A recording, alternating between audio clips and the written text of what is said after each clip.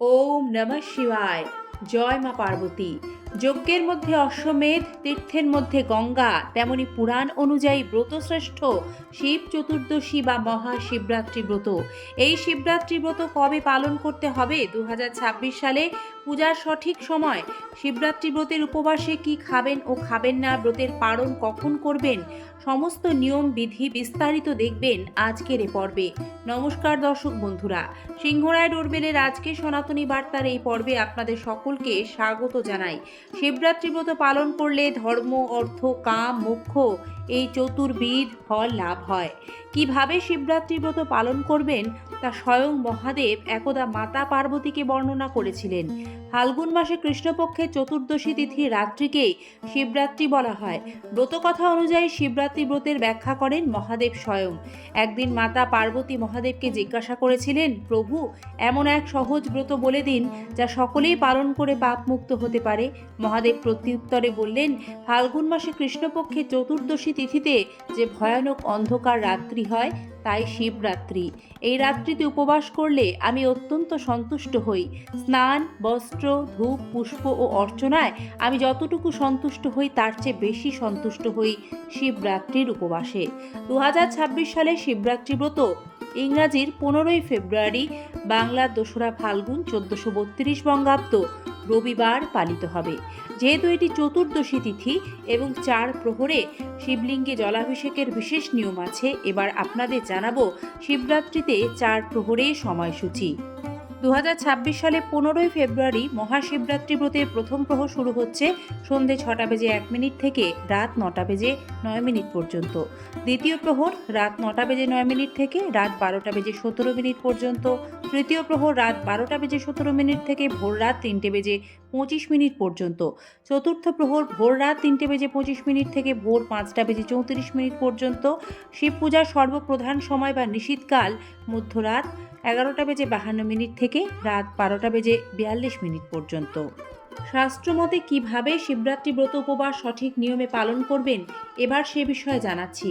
দর্শক বন্ধুরা, শিবরাত্রি ব্রত পালন করার আগের দিন সংযম করতে হয়।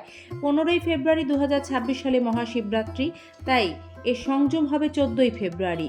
সংযমের দিন সেদ্ধ চালের ভাত ও আমিষ খেতে নেই। আতপ চালের সেদ্ধ ভাত খাওয়ার নিয়ম এই দিন।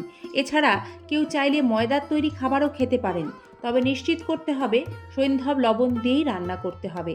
ব্রতের দিন উপবাস করে নিষ্ঠা করে কিছু নিয়ম মানলে ভক্তের মনোবাঞ্ছা পূর্ণ করেন দেবাদিদেব। শিবরাত্রি ব্রত পালনের যে উপকরণগুলি, তার মধ্যে প্রধান গঙ্গা মাটি, বেলপাতা, গঙ্গা জল, দুধ, দই, ঘি, মধু, কলা, বেলের কাঁটা, মহাদেবের পছন্দের যে কোনো ফুল। বেলপাতা, ধুতুরা, আকন্দ, অপরাজিতা, কলকে প্রভৃতি ফুল শিবের প্রিয় বলে জানা যায়, তবে মহাদেব একটি বেলপাতাতেই সবচেয়ে বেশি তুষ্ট হন। কি করবেন? যেদিন ব্রত শুরু হবে সেদিন সারাদিন উপোস থাকতে হয়। ভোরবেলা ঘুম থেকে উঠে স্নানের জলে কালো তিল মিশিয়ে স্নান সেরে নিজেকে শুদ্ধ করুন। শিব দুর্গাকে স্মরণ করে পূজা শুরু করবেন। পূজাস্থানে ধূপদীপ জ্বালিয়ে নেবেন। শিবলিঙ্গকে তামা অথবা পাথরের পাত্রে বসানোর চেষ্টা করবেন। শাস্ত্রমতে সর্বদা উত্তর মুখে বসেই শিব পূজা করতে হয়, কারণ উত্তর ব্রহ্মলোক পথ। পূজার সময় নমঃ শিবায় শিবের এই পঞ্চাক্ষরী বীজ মন্ত্র জপ করবেন। বলা হয় মহাদেবকে দুধ, জল, মধু দিয়ে স্নান করাতে হয়। পুজোর জন্য বেলপাতা, আকন্দ ফুল, চন্দন আবশ্যিক। শ্বেত চন্দন নেবেন। শিবরাত্রির দিন সকাল থেকে উপবাস শুরু হয়, উপোস শেষ হয় পরের দিন সকালে। কেউ যদি বারবার ভুল করে জল পান করে ফেলেন, তাহলে ওং নমো নারায়ণায় এই বলে ক্ষমা প্রার্থনা করবেন। যিনি উপোস করছেন তিনি দুধ, ফলাহার ইত্যাদি করতে পারেন, তবে ভাত, রুটি, কোনো রকম পোড়া সেকা খাবার কিন্তু ভুলেও খাওয়া যায় না। দুধ, সাগু, ফল এগুলি খেতে পারেন। সূর্যাস্তের পর কোনো কিছু খাওয়া চলে না। এর কারণ শিবরাত্রি ব্রত যেহেতু রাতে হয়, প্রদোষকাল অর্থাৎ সন্ধ্যার পর থেকেই এই পূজার শ্রেষ্ঠ সময়, তাই এই সময়কালে আপনারা শিবলিঙ্গে জল অর্পণ করবেন। যিনি উপোস করেছেন শিবরাত্রির দিন, তাকে রাত্রি জাগরণ করা শাস্ত্রের নিয়ম। এবার জানবেন শিবরাত্রি বা শিব চতুর্দশীতে 4 প্রহরে পুজোর নিয়ম ও মন্ত্র। বাড়িতে প্রতিষ্ঠিত শিবলিঙ্গ থাকলে তাতে কিন্তু শিব চতুর্দশীর দিন 4 প্রহরে 4 বারই পুজো করতে হয়। তা না হলে মন্দিরে গিয়েও শিবলিঙ্গে জল ঢালতে পারেন।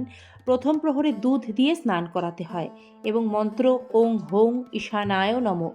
দ্বিতীয় প্রহরে দই দিয়ে স্নান করাতে হয়, মন্ত্র ওং জৌং অঘোরায় নমঃ। তৃতীয় প্রহরে শিবলিঙ্গে ঘি দ্বারা স্নান করাতে হয়, মন্ত্র ওং হৌং বামদেবায় নমঃ। চতুর্থ প্রহরে মধু দ্বারা স্নান করাতে হয়, মন্ত্র ওং ত্রাং সদ্যজাতায় নমঃ। এ ব্রতের গুরুত্বপূর্ণ একটি দিক হলো পুজো শেষ করে শিবরাত্রি ব্রত কথা পাঠ ও শ্রবণ করা। এটি ছাড়া কিন্তু ব্রত অসম্পূর্ণ থাকবে। এছাড়াও যিনি উপোস করছেন তার রাত জাগার বিধান আছে। ভক্তিগীতি গাইতে হবে, শিবের ভজন বন্দনা ইত্যাদি। পরের দিন ভোরবেলা ভগবানকে সম্ভব হলে পঞ্চরবিশস্য ভোগ অন্ন ব্যঞ্জন আদি ইত্যাদি নিবেদন করবেন। সম্ভব না হলে মন্দিরে গিয়ে আরও একবার শিবলিঙ্গে জলাভিষেক করে ব্রাহ্মণ ভোজন করাতে হয়, দরিদ্র নারায়ণ সেবা করবেন এবং সম্ভব হলে ছোট বাচ্চাদের প্রসাদ খাইয়ে নিজে তারপর অন্ন ভোজন করবেন। এবং যেদিন পালন করা হয় সেই দিনেও কিন্তু নিরামিষ আহার গ্রহণ করার বিধান রয়েছে। এইভাবে শিবরাত্রি ব্রত পালন করলে নিশ্চিত রূপে ব্রতের ফল পাওয়া যায়। সবটাই আপনার ভক্তি ও বিশ্বাসের উপর নির্ভরশীল। আরও একবার প্রতিবারের মতোই বলবো, ভক্তি হলো সার কথা, যা আমরা একমাত্র জিনিস ভগবানের চরণে পূর্ণ আস্থার সাথে সমর্পণ করতে পারি এবং তিনি তাতেই ভক্তের ওপর সন্তুষ্ট হন। তিনি তো ভক্তের ভগবান ভোলানাথ। তাহলে দেখে নিন পারণ কখন করবেন। শিবরাত্রি ব্রতের পারণ 2026 সালে 16ই ফেব্রুয়ারি সকাল 7টা থেকে বিকেল 3:24 পর্যন্ত।